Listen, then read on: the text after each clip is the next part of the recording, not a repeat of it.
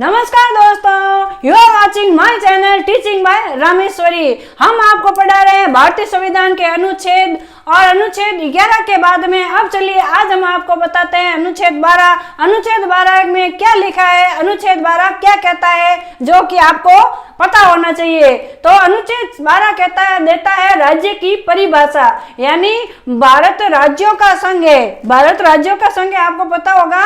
तो भारत में जो राज्य हैं वह राज्य कैसे हैं, क्या है, उसकी परिभाषा को अनुच्छेद 12 परिभाषित करता है। भारतीय संविधान का अनुच्छेद 12 संविधान के भाग 3 में प्रयुक्त राज्य के अर्थ को परिभाषित करता है, जो मौलिक अधिकारों से संबंधित है।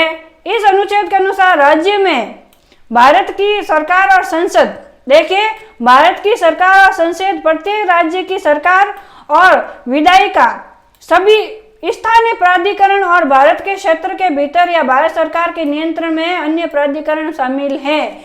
जो राज्य की परिभाषा है उसमें भारत की सरकार, संसद, प्रत्येक राज्य की सरकार, विधायिका और सभी स्थानीय प्राधिकरण संबंधित है। भारतीय सरकार के नियंत्रण में ये सब प्राधिकरण शामिल किए गए हैं। इस परिभाषा में जिनको समावेशित किया गया है उनको ही राज्य माना जाएगा।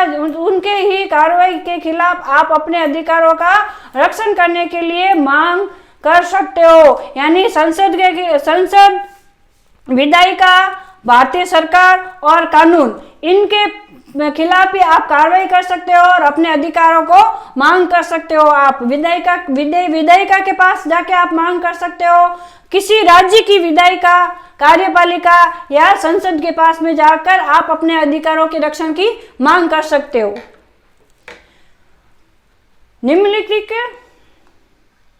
निम्नलिखित का राज्य में समावेश होता है। अब देखिए राज्य कब बनता है। भारतीय संविधान के अनुसार एक राज्य की परिभाषा में राज्य क्या होता है, राज्य में क्या क्या शामिल होते हैं। भारत की सरकार, यानी भारत की सरकार में कौन लोग होते हैं, सभी मंत्री, मंत्रालय, विभाग, सेना, तमाम जाहिर क्षेत्र की संस्था। ठीक है, भारत सरकार में क्या क्या शामिल होते हैं, मंत्री होते हैं, सभी मंत्री, मंत्रालय, सभी विभाग, तमाम जाहिर के क्षेत्र, जो PSU के लोग होते हैं वो भारतीय सरकार में होते हैं, जो राज्य में शामिल होते हैं। संसद, भारत एक राज्य है।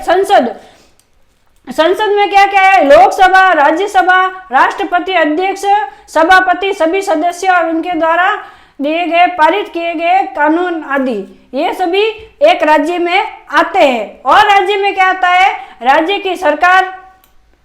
राज्य की सरकार में कौन होते हैं, राज्यों के मंत्री, मंत्रालय, सचिव और वहां काम करने वाले सभी लोग, बनाए हुए नियम, ये भी एक राज्य में परिभाषित किए जा सकते हैं या एक राज्य में आते हैं। एक राज्य में क्या आते हैं, भारत की सरकार, संसद, राज्य की सरकार। अब देखिए राज्यमंडल। राज्यमंडल क्या है, राज्य विधानमंडल, विधानमंडल सभा, परिषद, सदस्य, अध्यक्ष, उनके द्वारा पारित किए गए कानून, पत्र और डॉक्यूमेंट आदि।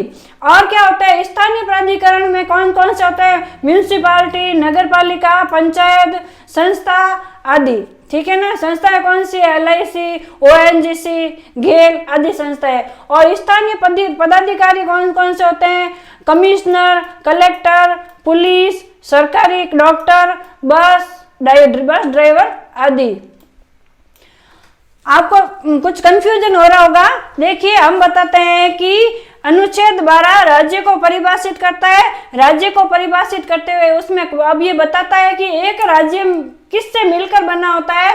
तो एक राज्य में क्या होते हैं, भारत की सरकार, भारत की सरकार में जितने भी मंत्री वगैरह सभी लोग। उसके बाद में संसद, लोकसभा, राज्यसभा, वहां के अध्यक्ष और सभापति, और वो कानून कायदे जो भी बनते हैं। और कौन, राज्य की सरकार। और कौन, राज्य विधानमंडल। और कौन, स्थानीय प्राधिकरण, म्यूनिसिपालिटी, नगरपालिका आदि। और स्थानीय पदाधिकारी। देखिए अनुच्छेद 12 क्या बताता है, अनुच्छेद 12 राज्य की परिभाषा देता है। राज्य में कौन शामिल होते हैं, भारत की सरकार, संसद, राज्य की सरकार, राज्य विधानमंडल, स्थानीय प्राधिकरण, स्थानीय पदाधिकारी। सुप्रीम कोर्ट के अनुसार कोई भी प्राइवेट कंपनी जो सरकार के साथ या सरकार के लिए काम करती है तो अनुच्छेद 12 के अंतर्गत राज्य की परिभाषा में आएगी।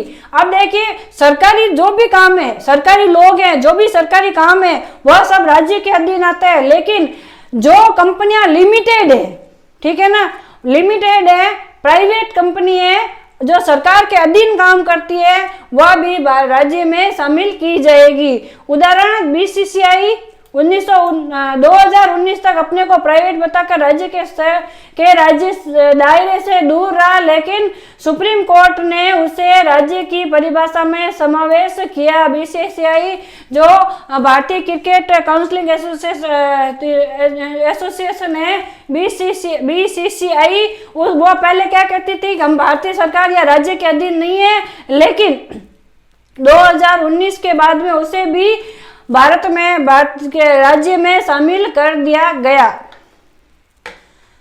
सरल शब्दों में अब देखिए, अनुच्छेद 12 को यदि आपको समझना है तो सरल शब्दों में आप 4 लाइन में क्या समझ सकते हो कि राज्य सरकार की संपूर्ण मशीनरी को संदर्भित करता है, जिसमें केंद्र और राज्य सरकारें, स्थानीय निकाय, नगरपालिका, पंचायतें, अन्य सार्वजनिक प्राधिकरण शामिल है। सार्वजनिक कार्य करता है या सरकार द्वारा वित्त पोषित है। अब अनुच्छेद 12 क्या कहता है कि भारत के संविधान के भाग 3 में राज्य शब्द का समावेश महत्वपूर्ण है, क्योंकि यह सुनिश्चित करता है कि मौलिक अधिकार न केवल सरकार के खिलाफ बल्कि सार्वजनिक कार्य करने वाले या सरकार के नियंत्रण में आने वाले सभी निकायों के खिलाफ भी लागू होते हैं।